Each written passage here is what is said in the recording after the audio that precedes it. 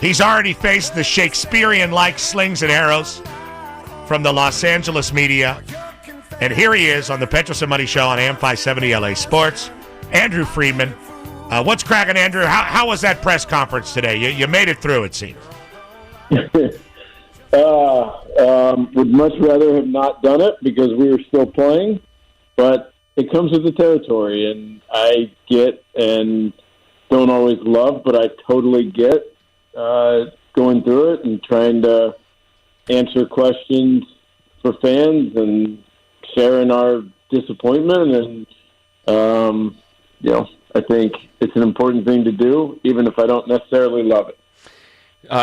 Two sides, to playing the game of baseball, pitching and hitting, and it seemed like there were a lot of questions about the pitching going into this postseason, but for the most part, it felt like it held up, and it was another postseason of a lot of head-scratching surrounding the offense. It felt like it was a different offense this year, one that didn't necessarily rely on the home run versus, kind of getting a lot of hits up and down the lineup, and that just kind of didn't show up in the postseason. What is it about the playoffs that seems to so dramatically change what offenses are able to do, and how do you try to overcome that? Great question. And unfortunately, I don't know the answer. I think so much of this comes down to, and with runners in scoring position in the regular season, we were elite. We led baseball in like every meaningful category. In those 4 games, we did not, and we were on the other end. Now, during the year, we went through 4-game stretches where we weren't very good. I remember the series in May in San Francisco, we got swept there where, I'm making it up, but we were like 2 for 28 with runners in scoring position.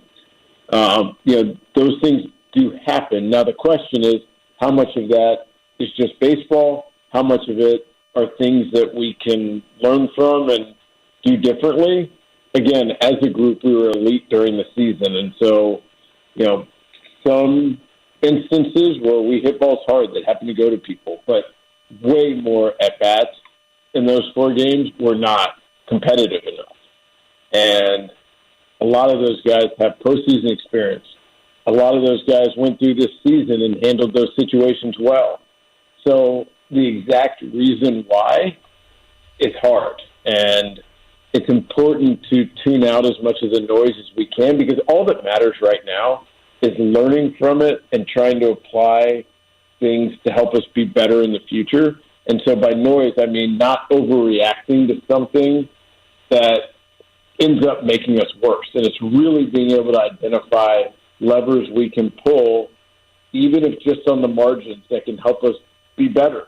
And that's what we're going to focus on and pour ourselves into, because unfortunately, that's the only productive thing we can do right now. Have you and your team been able to, and I mean the team in the front office, because clearly you've been able to work in those margins and exploit some inefficiencies. I mean, you've done it your whole career, but in the playoffs, do you find that perhaps statistical measures don't hold as well as they do in the regular season? And by that, I mean just certain players are okay in the playoffs, that they tend to operate at their average or better, while others tend to fall off. And I just think about the platoons, about Cody saying, why wasn't I in the starting lineup against a righty? That's, or Joey Gallo not getting at bats when one swing can change things, but I'm sure the analytics say, well, he's just not good in this spot. Is there something to that when you've kind of digested all the numbers, that maybe it doesn't matter as much, and guys just get hot and other guys go cold in the playoffs?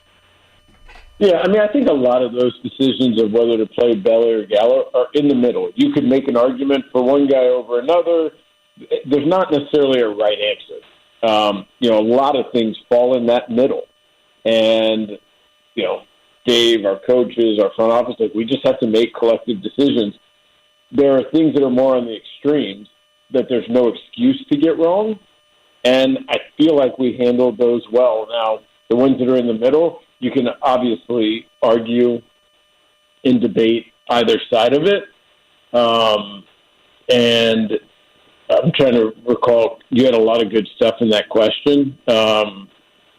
Just the numbers, as a whole, do they show that it doesn't that it's harder to get numbers, I guess, is what I'm asking. Harder to get definitive conclusions in the postseason.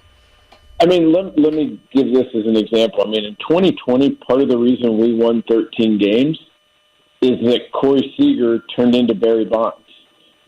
Last year, one of the reasons we lost in the NLCS is because Eddie Rosario turned into Barry Bonds. Corey Seager in 15, 16, 17, 18, he missed the postseason. 19, 21 wasn't nearly as good as he was in 20. Does that mean he wasn't clutch in the? There's so much that's involved in it that also gets to how well a pitcher happens to execute in that at bat. Because if a pitcher executes pitch after pitch, it doesn't matter what your approach is or whatever, odds are you are out. Now, I don't think that was the case in this series. I don't think they just executed so perfectly that it made it hard for us. I think there were some examples of that, but, not by and large. And so, the guys that perform in the postseason, it changes year to year. I mean, there are few select guys where that doesn't. And part of it is because we're talking about tiny samples of like 4 games. We got swept by the Pirates here earlier this year at home, and we were trying. We were trying hard. And we lost 3 games to them at home. So it speaks to when things are happening in a small series that there is more randomness and things that can pop up by definition. And so does that make it skill, luck, lack of effort? There are a lot of different reasons that people can cite. But look, I think it's pretty clear if you look back over the last 10, 15, 20 years, the best team doesn't necessarily win the World Series. And it's part of the frustrating thing of what we do, but it's also part of the excitement and the exhilaration of these games and the tenseness of them. But this is different than other sports. In the NBA, the best team almost always wins. Right. In baseball, that's not the case. And I don't think it takes away from the mystique. In fact, I think it adds to the intrigue in October that if, the Philadelphia Phillies, I don't remember exactly, but lost 11 of 13 games finishing the regular season. And then they got hot. If the expanded playoffs hadn't happened, they wouldn't have made the playoffs this year. Now they're in the NLCS. So a lot of things are kind of narratives after the fact, but it doesn't take away or change the incredible level of disappointment that we have and the shame of letting down our incredible fans. Andrew Friedman is our guest, joining us and answering questions after a terrible, abrupt ending to what was a magical Dodgers season, and it's not easy to do. And I know you had to answer this question in the press conference. You hear it as a narrative, one of those things you're talking about, like a post-narrative that the Padres wanted it more, that the Dodgers were lackadaisical, that they thought that they would roll over the Padres. What is? How do you react to that, and what do you tell the fans when you hear that kind of thing?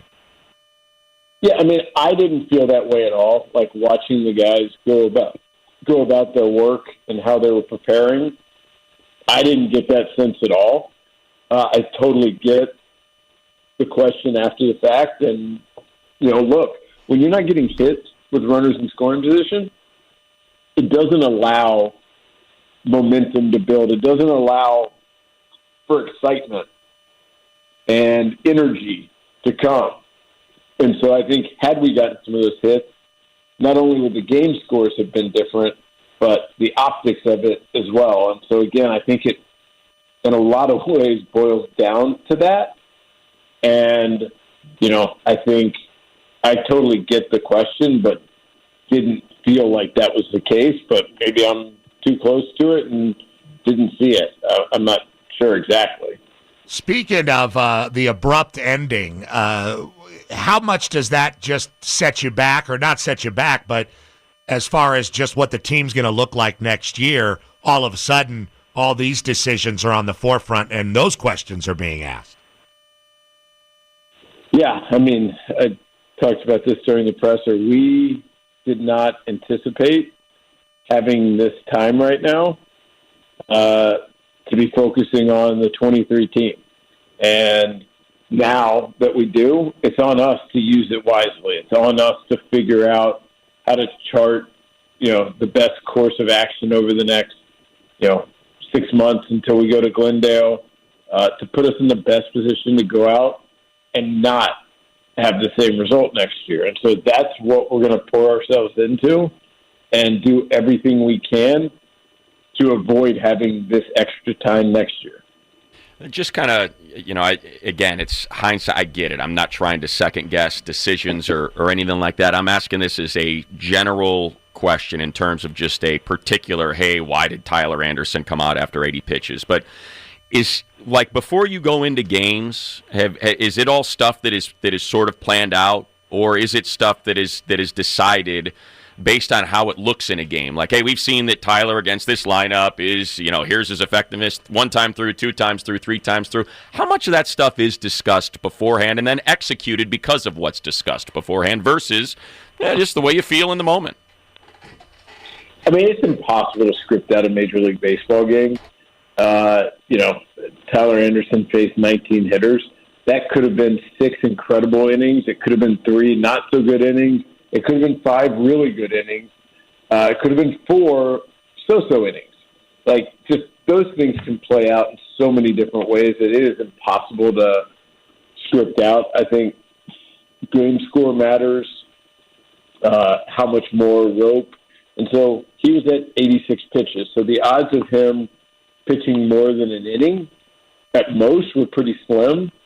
And I think the fact that Machado has seen him pretty well and had some real success, especially in a 2-run game, is probably what led Doc and Mark and Danny and those guys to doing that. And I totally get it. And, I think so many of the moves that are questioned today, had they worked, they would have gotten praise for it. And I think that's just the nature of the beast and comes with people having incredible passion. And I totally get that. But, a lot of these kind of decisions, I think you could argue the other side of, and it's like 50-50 or 52-48 or 55-45. And there are definitely things that happen over the course of a game that I personally would do differently. And more often than not, with Doc and Danny and Mark and those guys just being closer to it, more often than not, they're right. But there are also those decisions that are in the middle. I think the extremes, those are inexcusable things to kind of mess up. And I think our staff does an incredible job of not doing that. And then the things that are in the middle, I think reading the game and the situation and the score and, who's available, all of those things go into it. And I totally get the other side of arguments, but I feel like it's in that close, kind of 50-50 margin type questions where you could tell me to take a side and I could argue it very passionately on either side. Andrew Friedman, one of the most successful baseball executives. We talked to his friend Joe Madden just the other day, a long conversation. We know this was a really rough one for you and your people, and the distribution of blame is not easy, and facing the media not easy after a very tough exit. Thank you very much, Andrew, and have a good week, as good as you can. I appreciate it. Yeah, good I don't think is going to be on the table for me this week, but we'll figure out how to pick ourselves up and pour ourselves into doing everything we can to have a different result next year.